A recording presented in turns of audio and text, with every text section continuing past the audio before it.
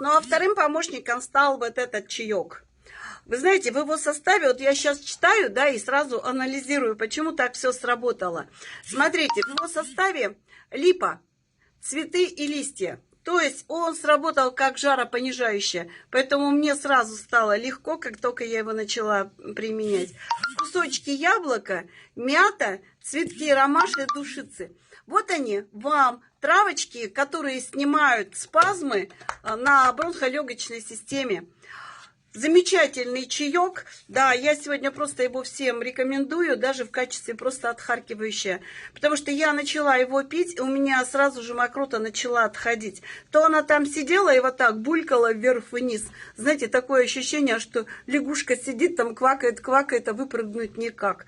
После этого чая прямо лягушки стали выпрыгивать. Сначала зеленые, потом коричневые. И все еще отходит.